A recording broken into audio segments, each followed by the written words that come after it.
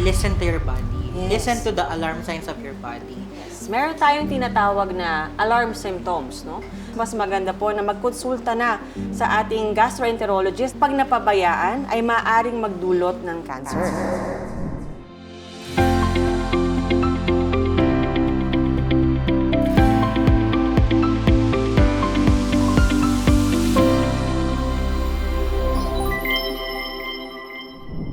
Isang mapagpalang araw po sa inyong lahat, mga kabarangay Belkins.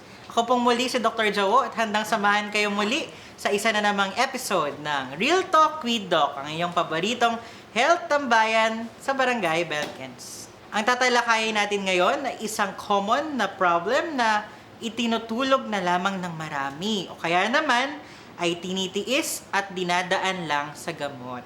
Kayo ba ay madalas nakararamdam ng sobrang hapdi at paninikip ng dibdib? Yung pakiramdam na parang may umaakyat na apoy, may natitikman na maasim o mapait na likido na umaabot sa lalamunan o bibig. At minsan, meron pang kasamang hirap sa paglunok. Oh my God! Baka GERD na yan, kabarangay. Kaya naman, sa episode na ito, pag-uusapan natin ang detalyadong aspeto ng gastroesophageal reflux disease o mas kilala sa tawag na GERD. Makakasama natin ngayong araw ang isang eksperto sa larangang ito, isang gastroenterologist. I-welcome natin ang ating guest doctor na si Doc Patricia Mariano. Welcome to the show po, Doc. Hi! Salamat, Doc Jowo. Magandang araw sa ating mga kabarangay BK. Ayun, magandang umaga po, Doc. Mali. So, magandang simulan po sana natin ng ating talakayan kung maiintindihan po ng ating kabarangay kung mayroon po bang pagkakaiba ang simpleng acid reflux sa mas seryosong gastroesophageal reflux disease or GERD. Okay, so unang-una, ang acid reflux ay isang normal na phenomenon kung saan umaakyat ang mga laman ng ating tiyan o stomach papuntang esophagus. Ang GERD naman o gastroesophageal reflux disease ay nagdudulot na ng pamamaga ng lining ng esophagus at nagkakaroon na ng mga sintomas gaya ng pananakit at paghapdi ng ating sikmura at paninikip ng dibdib or heartburn. Ayun. So, malinaw po iyon. So, normal lamang na kung paminsan-minsan ay merong bumabalik na acid mula sa ating stomach. Pero kung ito ay naging paulit-ulit, namimihasa ang pagbalik ng mga acid, ito ay nagiging mas seryoso. Ngayon, bakit hindi na lang kaya po, Doc, pwedeng uminom ng gamot? Kasi ito po yung nagiging resort ng ating mga pasyente or ng ating mga kabarangay para mawala yung asim na nararamdaman nila. Paano ba nagiging seryoso ang sakit na GERD? Ang long-standing GERD ay maraming posibleng komplikasyon gaya ng pagkipot ng esophagus kung saan ang pasyente natin ay magkakaroon ng hirap sa paglunok, pagkakaroon ng ulcer kung saan ang pasyente naman ay pwedeng magdumi ng kulay dugo or kulay itim, at ang pagkakaroon ng Barrett's esophagus. So ang Barrett's esophagus, pag napabayaan, ay maaaring magdulot ng cancer dahil nagbago na po ang lining ng ating esophagus. So kapag may mga ganito na po tayong sintomas, mas maganda po na magkonsulta na sa ating gastroenterologist dahil baka hindi na po sapat ang pag-inom ng mga gamot na nabibili over the counter. Ayun. So, narinig niyo po, no?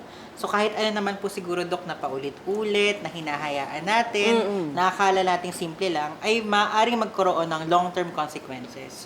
So, sa context po ng ating GERD na paulit-ulit, maaari po ito, mga kabarangay, mauwi sa pre-malignant lesion, kagaya ng sinabi ni Doc, o kaya naman ay matuloy sa pagkakaroon ng cancer. Ngayon, isang palaging nasisisi sa usaping ito ay ang pagkain. Yes. Diba? Ano-ano po ba, Doc, ang mga pagkain na talagang kaaway ng tiyan at nakaka-develop ng GERD? Dahilan kung bakit, oh my GERD, meron na naman akong heartburn, masakit na naman yung tiyan ko. Anong mga pagkain po to? So ang mga karaniwang triggers, no, na tinatawag natin na nakaka-cause ng GERD ay ang mga sumusunod: kape, tsaa, soft drinks, alak, matataba or mamantikang pagkain, mga maanghang na pagkain, citrus fruits gaya ng lemon, ng kalamansi, yan, no? Tomato-based na pagkain, dairy food gaya ng gatas at keso, and chocolate. Nako, parang guilty din ako sa mga pagkain nito. Baka kayo din po mga kabarangay ay guilty din po mismo sa mga pagkain ito kasi ito ay palagi nakikita sa isang hapag na Pinoy. Lalo na ang mga mahihilig pa sa mga pritong pagkain, di ba? Mga street foods natin, na mga prinito, kasamahan pa ng napakalamig na soft drinks, di ba? Pero ito po ba, Dok, paano naman kung busog na at nakararamdam na ng antok?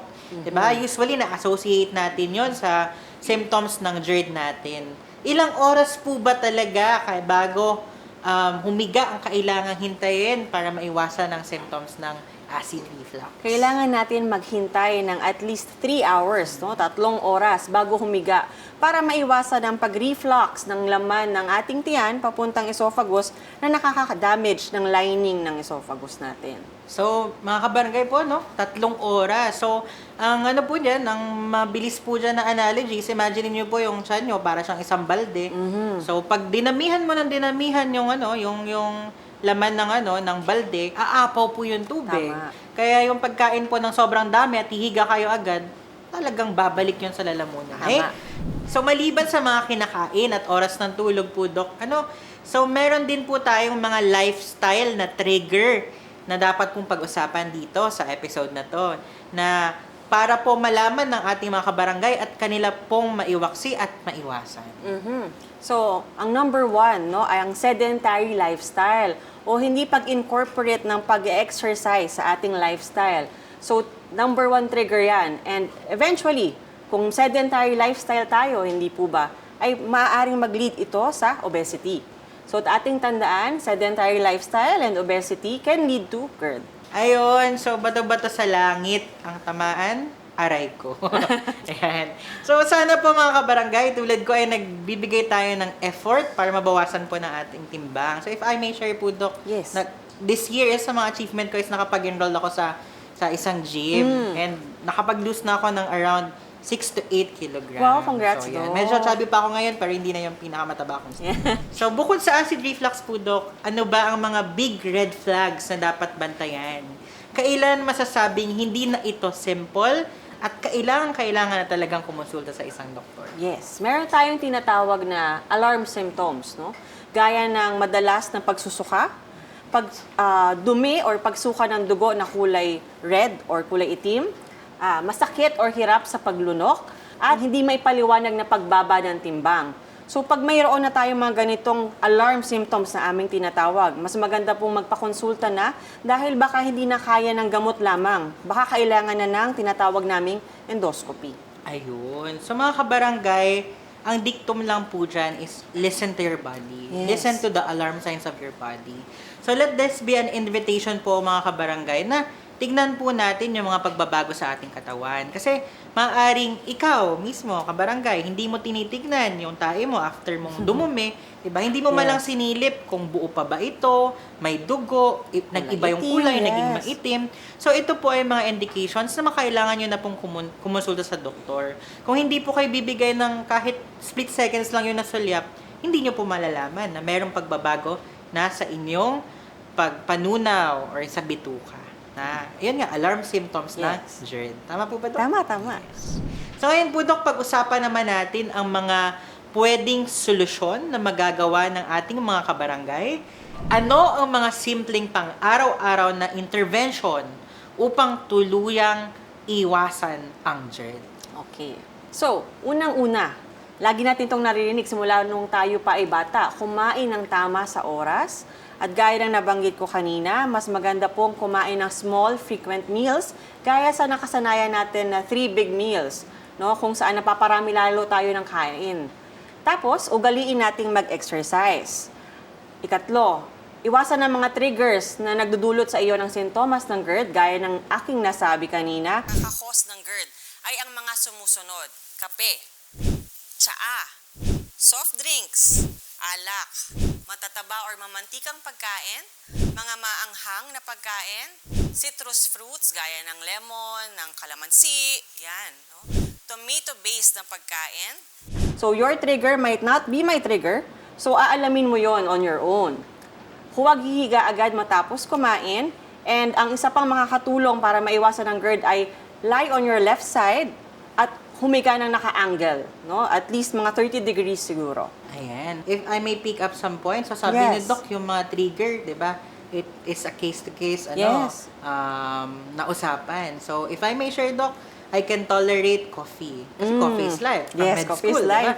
Kulang na lang, magswero tayo ng coffee. Buti na lang, coffee is not my trigger because I do have GERD. Ano yung mga trigger ko? Tomato-based food. Yun yung hindi ko kayang i-tolerate. And of course, number 1 on the list, soft drinks. Yun. So, hindi na ako naggaganon kasi nagkakaroon ako ng GERD. But, I still love coffee and eating spicy food as a Yun. Bicolano. So, tama yun. So, you identify your trigger talaga. Yes, identify your trigger and yung timing po ng pagkain at pagtulog ay kailangang bantayan. Dito na po nagtatapos ang isa na namang episode ng Real Talk with Doc. Maraming salamat po mga kabarangay Belgets. Of course, sa iyo po, Doc. Maraming Thank you. Maraming salamat po. Hanggang sa susunod na talakayan, stay safe, stay strong, stay healthy.